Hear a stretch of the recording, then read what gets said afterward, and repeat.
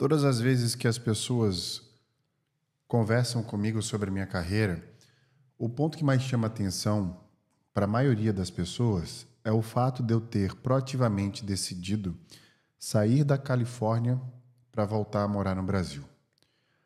Muitas pessoas reagem com espanto a essa decisão. Algumas delas pensam, será que ele foi demitido e por isso ele voltou? Outras se perguntam por que alguém tomaria essa decisão, como se voltar fosse retroceder. É sabido aqui por vocês que eu nasci na periferia. Eu sempre quis desfrutar do meu país, da cidade que eu nasci, de uma maneira diferente da qual eu desfrutava na época, por questões estruturais e socioeconômicas, inclusive. Nessa busca, eu comecei a querer provar de coisas que eu não provava por não ter acesso. E eu fui para outros países. E foi assim que eu fui buscando me adaptar a esses outros países, por uma questão de oportunidade. Quando eu decidi proativamente sair do Facebook para vir morar no Brasil, eu comuniquei para as pessoas a minha decisão. Mas é interessante entender que, quando a gente toma uma decisão, nós somos normalmente as únicas pessoas que entendem o porquê que aquela decisão foi tomada. Então a gente não comunica o porquê. A gente normalmente só comunica o objeto, ou seja, o que a gente decidiu. Isso me faz refletir no seguinte pensamento. Em 2019, no início do ano, eu fui com 2 amigos para a Noruega. E quando eu estava passando pela imigração, eu notei que ninguém estava sendo parado e eu fui o único parado. Eu, honestamente, acredito que eu fui parado por conta da cor da minha pele. Eu era a única pessoa negra que estava naquela fila. Ele pediu alguns documentos de onde eu morava, etc. E ele viu que eu tinha um green card, que eu morava na Califórnia, sendo brasileiro, porque meu passaporte é do Brasil. E aí ele perguntou, você mora na Califórnia? Eu falei, moro. Nesse momento, ele reagiu ao fato de eu morar na Califórnia. Nossa, que paraíso, que maravilha, mora na Califórnia, etc. O que é que você faz na Califórnia? Como eu sei que ele está buscando entender quem eu sou e o que eu faço, eu naturalmente e diretamente falei, eu trabalho no Facebook. Eu sei que trabalhar numa empresa como essa causa, de fato, reações nas pessoas que não são comuns, porque imagina você trabalhar no Vale do Silício, no Facebook, no Google, na Apple, etc., causa um impacto, porque é algo que poucas pessoas têm acesso. E eu vi que ele ficou ali emotivo, chamou 2 outros oficiais para falar que eu morava na Califórnia e trabalhava no Vale do Silício para o Facebook. E aí a conversa saiu de 8 para 80, porque era de quem é você para, meu Deus, como é que você conseguiu tudo isso, ainda mais sendo um estrangeiro naquele país. Fez várias perguntas, como é trabalhar lá, eu soube que lá tem restaurantes gratuitos, etc. Naquele momento, olha que interessante, eu tive uma conexão do que aquilo significava de fato para a minha vida. E eu pensei na hora, essa é a única coisa que está me segurando na Califórnia e no Facebook. O que eu quero dizer com isso? A reação daquele oficial foi tão exacerbada para o meu cansaço mental que me fez entender que a única coisa que importava para mim naquele momento, daquela experiência que eu estava vivendo, era o status social que aquela experiência me dava. E é claro que isso é insustentável. Pelo menos para a maturidade que eu tinha naquele momento. Eu não iria viver aquela vida para os outros, para alimentar uma questão social que eu não queria mais, que eu não precisava mais. E sim, eu já precisei. É parte de cada processo de amadurecimento a gente viver em detrimento do que os outros acham da gente. Eu não nasci me importando mais com a minha perspectiva sobre quem eu sou do que a dos outros. Eu desenvolvi essa perspectiva. Mas essa experiência foi um marco na minha vida. ela foi um ponto final nessa busca por status. Isso me faz entender e trazer esse tema central da apresentação do podcast de hoje. Porque o ponto central que eu quero discutir aqui com você hoje é que a gente sempre troca o conforto pelo status. As nossas decisões são, na maioria das vezes, em detrimento de um status, não de um conforto. Nós esquecemos do básico, do simples, do que nos faz bem e passamos a vida inteira tomando decisão para alimentar esse status que a gente busca no olhar e no reconhecimento dos outros. Eu não sou uma pessoa minimalista, mas as coisas que eu tenho, que eu conquistei com o meu trabalho, são coisas em detrimento do meu conforto. São coisas que eu conquistei para mim, para construir uma vida que eu quero. Por isso que eu sempre falo que egoísmo e felicidade são temperos do mesmo prato.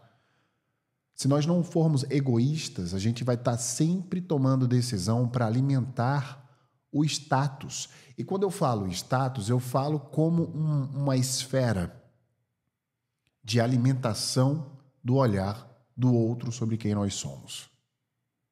Eu quero fazer uma pausa aqui para te perguntar. Para prestar atenção nos teus sonhos, nos teus objetivos de vida, em toda a vida que você construiu até agora e me responda a seguinte pergunta. As decisões que você toma, ela é mais baseada no teu conforto, no que você busca para você mesmo, só para você, ou ela é mais baseada no status, de como você quer ser visto pelas outras pessoas? É confortante saber que você ganha mais dinheiro do que outras pessoas, que você tem acesso a várias outras coisas que as pessoas vão te admirar por estes acessos. É confortante, socialmente, você se posicionar como alguém que tem um emprego bom, que foi promovido. É confortante você calçar os sapatos de uma pessoa que tem uma alta aceitação social. Mas esse conforto, ele é superficial. Ele pertence apenas na interação social e naquele momento. Tem muita gente que eu digo que o único momento de sucesso dessas pessoas em relação ao que elas se sentem é quando elas falam o que elas fazem. Nesse segundo que elas dizem, eu sou diretor, ou eu sou médico, ou eu sou advogado, são os únicos segundos de felicidade dessas pessoas em relação ao que elas fazem. Porque na prática, quando a gente vai olhar a vida delas e o trabalho delas, é um esforço mental muito grande para sustentá-los. E pouquíssimo feliz viver dentro desse ciclo. Eu faço um exercício sempre que eu dou mentoria coletiva, que é perguntar o seguinte. Eu quero fazer esse exercício aqui com você agora. Liste 3 profissões que você mais admira. Faça uma lista de 3 profissões. Eu, por exemplo, admiro astronautas, eu admiro professores, eu admiro bombeiros. Coloque essas profissões, uma do lado da outra. 3 profissões. Agora eu quero que você, se você estiver dirigindo ou cozinhando, mentalmente faça esse exercício. Se não, escreva literalmente para trabalhar a parte motora, como sempre. Agora eu quero que você, abaixo das 3 profissões que você admira, eu quero que você coloque o que você admira nessas profissões. Dedicação, comprometimento, o que você admira. Depois que você colocar o que você admira, eu quero que você separe quais dessas admirações que você tem por essas profissões são admirações sociais, ou seja, ser um astronauta, ser um médico, ser um advogado para a sociedade, e quais são genuinamente sentimentos, ou seja, não, eu gosto do propósito da profissão, eu gosto do empenho do profissional nessa profissão, do comprometimento dele para se tornar ou dela um advogado ou advogada, por exemplo. Depois dessa separação, eu quero te fazer a seguinte pergunta. Você, em algum momento, pensou ou descreveu o esforço que as pessoas fazem para se tornar estes profissionais que você listou. Imagina a vida de uma pessoa que é astronauta. Imagina o quanto ela se dedica para se transformar num astronauta e quanto tempo ela passa fora do contato, do contexto social, quanto treinamento essa pessoa não tem. Imagina a vida da família dessa pessoa. Vamos ser honestos aqui. Não quero diminuir a importância de um astronauta, ou de um médico, ou de um advogado, mas pensa no esforço que essas pessoas têm para se transformar nestes profissionais. Olha quantos anos você passa na faculdade de medicina para efetivamente ser especialista em alguma área médica. Olha o impacto que isso tem na tua família, na construção de uma família. Olha quantas horas uma pessoa passa para dar um plantão, ou um advogado passa para fazer tantos processos.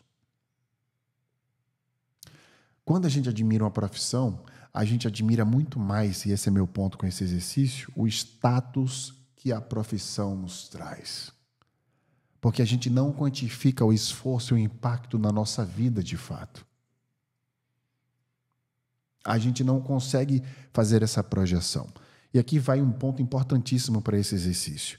Olhe de novo para o que você descreveu dessas profissões, pega esses sentimentos e aplica a qualquer outra profissão. Porque a maturidade da decisão está no sentimento que a gente quer extrair dela. É um exercício que eu faço sempre que eu planejo a carreira de alguém. Quando você faz um planejamento, comece a planejar pelo sentimento que você quer ter, pelas emoções que você quer sentir. Eu sempre falo isso nos podcasts de planejamento. Para você ser mais assertivo na sua busca, planeje o que você quer sentir. Porque, veja, se eu descrevi que um astronauta é uma pessoa que traz esses tipos de sentimento, na minha perspectiva, quem sabe eu não posso sentir as mesmas coisas trabalhando de uma outra maneira, com menor esforço e que tenha mais a ver com as minhas habilidades. Quer ver um exemplo?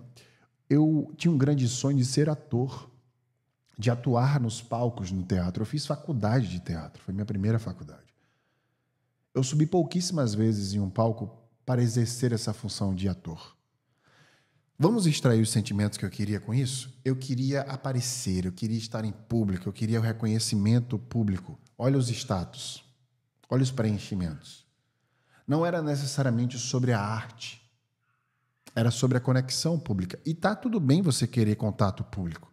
Você pode querer esse mesmo contato público salvando vidas, por exemplo, no Médicos Sem Fronteiras, na África, ou adotando crianças, por exemplo, ou em projetos sociais. Meu jeito de conectar-se às pessoas era através do entretenimento, do teatro. Esse é um sentimento genuíno que me preenchia, não necessariamente um status. Outra coisa que me preenchia, eu queria educar as pessoas através da arte, através do teatro crítico, trazer histórias para ampliar a consciência das pessoas. Eu não fiz isso como profissão. Eu comecei a fazer. Muita gente pode alegar erradamente que eu não consegui o que eu queria na minha profissão. Leia do engano. Meu grande sonho era morar nos Estados Unidos, na Califórnia, em Hollywood, como ator, atuando em inglês. Eu tinha isso muito bem mapeado. Fui morar nos Estados Unidos, fui morar na Califórnia, atuei em inglês. Aí você pode até alegar, mas você não subiu nos palcos atuando de uma forma característica, por exemplo, ao que você poderia fazer em relação ao seu posicionamento teatral nos palcos. Aqui está o erro. Hoje eu subo aos palcos. Hoje eu amplio a consciência das pessoas através das palestras, dos workshops, de aulas. O meu palco, ele mudou apenas de endereço e de tamanho. Mas, inclusive, até os teatros eu frequento. Literalmente, subindo nos palcos e fazendo através do infotenimento a mesma coisa que eu fazia quando eu era ator. Eu sinto o mesmo preenchimento. Veja como é importante se desvincular do status e passar a tomar decisões baseado naquilo que realmente importa para mim, o meu conforto. A partir de hoje, o que eu quero te mostrar é que as melhores e mais assertivas das decisões são aquelas que se baseiam no egoísmo da gente melhorar a nossa vida aqui dentro, da gente e da onde a gente mora. Não lá fora, na interação social e para os olhos das pessoas. Eu quero distanciar você da necessidade de provar algo a alguém. Nós temos síndrome do impostor unicamente e não devido ao fato da gente achar que consegue ou não, mas pelo fato da gente ter medo de não conseguir e do que os outros acharão da gente caso a gente não consiga. Isso vai destruindo a gente em vida, deteriorando quem a gente é. Lembre-se sempre disso. A força da confiança que você vai extrair nas decisões que você vai tomar está baseada naquilo que você toma de decisão sobre o seu próprio conforto. A primeira pergunta que você deve fazer, qualquer decisão que você deve tomar é: como eu vou me sentir caso isso exista ou não? É óbvio que a gente vai fazer uma análise social e questionar como a gente vai parecer na frente das outras pessoas, porque as pessoas fazem parte da nossa vida. É óbvio que a pesquisa de Harvard, mais longeva da história, que traz que o elixir da felicidade é a qualidade do nosso tecido social, nos mostra efetivamente que essa qualidade está vinculada às nossas relações sociais. É óbvio, a gente sabe disso. Eu não excluo esse laço. Mas para termos laços mais fortes e saudáveis, até nas próprias pessoas que a gente escolhe no nosso dia a dia, precisamos estabelecer limites sobre as decisões que nós tomamos apenas para alimentar esse vínculo. Quando a gente toma a decisão para, egoisticamente falando, nos sentirmos melhores, nos tornamos mais criteriosos. E as relações que nós construímos também são mais duradouras, portanto, porque as pessoas nos aceitam como nós somos, nos admiram como nós somos. Afinal de contas, como eu já trouxe aqui, a gente admira muito mais uma pessoa muito bem resolvida, que não tem tantos recursos financeiros, do que uma pessoa que tem tudo o que ela quer, menos autoaceitação. Então, qual dos dois você quer se tornar? Alguém que se aceita, mas tem pouco? Ou alguém que não se aceita e tem muito? Idealmente, um balanço entre as coisas. Óbvio que eu quero que você se torne alguém que se aceita e que tem acesso às coisas que você busca, até porque você tem a inteligência suficiente para conseguir. A diferença é que eu quero que você filtre o que você deseja, porque muitas vezes o que você sonha em ter não foi alimentado por você, foi herdado pela sociedade, seja em qual camada você tenha navegado. Como disse um estoico, ou o próprio estoicismo traz para nossa mente, e eu quero finalizar esse podcast com esse questionamento e esse direcionamento para que você tome todas as decisões baseadas exatamente naquilo que você precisa ser assertivo em tomar. A verdadeira riqueza é ter pouco desejo. Porque quando a gente deseja menos e faz mais o que deve, a gente consegue o que a gente quer. E o que a gente quer é pequeno, é simples, é básico, é apenas se sentir bem. Isso é o que nos faz melhor.